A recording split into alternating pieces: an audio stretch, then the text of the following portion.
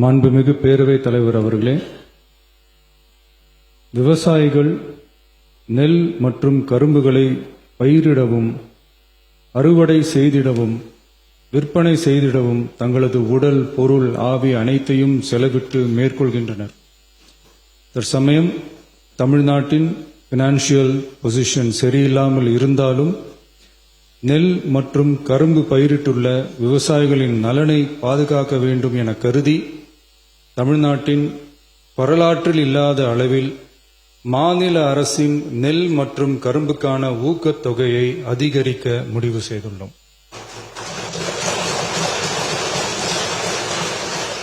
நெல் கொள்முதல் பருவம் வரும் செப்டம்பர் 1ஆம் தேதி தொடங்க இருப்பதால் குறைந்தபட்ச ஆதரவு விலையுடன் மாநில அரசின் ஊக்கத்தொகையாக சன்னரக நெல்லுக்கு குவிண்டால் ஒன்றுக்கு ரூபாய் 289 மற்றும் பொது ரக நெல் ஒன்றுக்கு ரூபாய் 159 என உயர்த்தி சன்னரக நெல் ரூபாய் 2750 பொது ரக நெல் ரூபாய் 2600 என வழங்கப்படும்.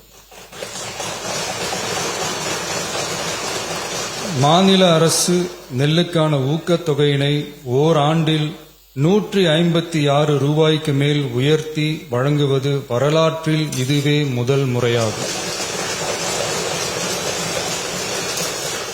அதேபோல 2025-26 கரும்பு அரவை பருவத்தில் சர்க்கரை ஆலைகளில் பதிவு செய்து கரும்பு வழங்கும் விவசாயிகளுக்கு ஒன்றிய அரசு மெட்ரிக் டன் ஒன்றுக்கு ரூபாய் 3290.50 நிர்ணயம் செய்துள்ளது.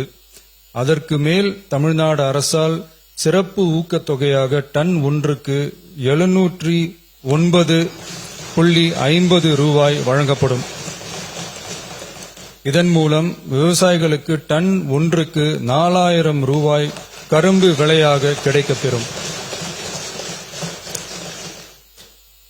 கடந்த 5 ஆண்டுகளில் கரும்பிற்கான சிறப்பு ஊக்கத்தொகை 156 ரூபாய் மட்டுமே உயர்த்தி வழங்கப்பட்ட நிலையில் தற்போது முதல் ஆண்டிலேயே 360.50 ரூபாய் உயர்த்தப்பட்டுள்ளது என்பதையும் இம்மாமன்றத்தில் குறிப்பிட விரும்புகிறேன்.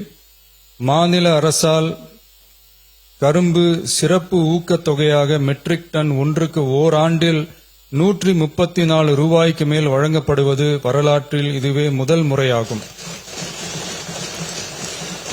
நமது அரசு எப்போதும் விவசாயிகளை ஒருபோதும் விட்டுவிடாமல் அவர்களோடு தோளோடு தோள் கொடுத்து விவசாயம் சிறக்கவும் ஊரக வாழ்வாதாரம் சிறக்கவும் என்றும் உறுதுணையாக இருக்கும். நன்றி.